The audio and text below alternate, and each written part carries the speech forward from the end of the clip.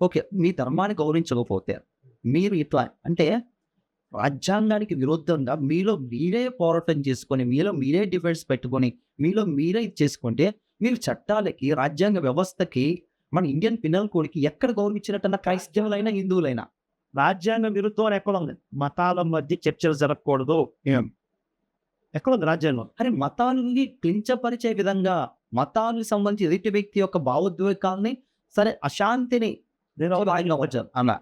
ఇప్పుడు భావోద్వేగాలు రెచ్చగొట్టడం అంటే, ఇప్పుడు బైబిల్‌లో యేసుని శాతగాను అని చెప్పుకున్నాడు.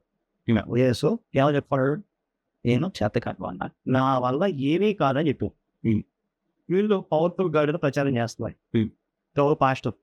విశ్వాసులు పాస్టర్ చెప్పింది రిజల్ట్ కొడుతున్నారు. కానీ పాస్టర్ చెప్పినట్టుగా యేసు పవర్ఫుల్ గాడ్ అనుకుంటున్నాను.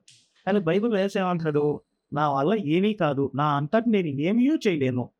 పైన ఉన్న నా తండ్రి ఆయన ఇస్తే తప్ప ఆయన ఏది చెప్పాలో కూడా ఆయన డిసైడ్ చేస్తాడు. నేను ఏం చేయాలో మొత్తం ఆయన డిసైడ్ చేస్తాడు. నా అంతటి నేను ఏమీ చేయలేను అంటాడు. ఇది ఒరిజినల్ యేసు. అవును. నేను బైబిల్‌లో ఉన్న ఒరిజినల్ యేసు క్యారెక్టర్ ఇదే అని చెప్తే నీ మనోభావాలు దెబ్బతింటే నీకు కనపడి ఇంతకాలం నువ్వు అబద్ధంలో బ్రతికావు. నేను నిజాలు చెప్తున్నా బైబిల్‌లో ఉన్నాయి. ఓకే. నేను యథార్థంగా ఉన్నటువంటి యేసు క్యారెక్టర్ చెప్తుంటే నా భావోద్వేగాలు దెబ్బతింటాయి, నా మనోభావాలు దెబ్బతింటాయి. మనిషి ఎక్కడ పెట్టుకున్నాడు. అవును. ఉన్న బైబిల్ చెప్తున్నా. ఏం ప్రాబ్లం ఏంటి?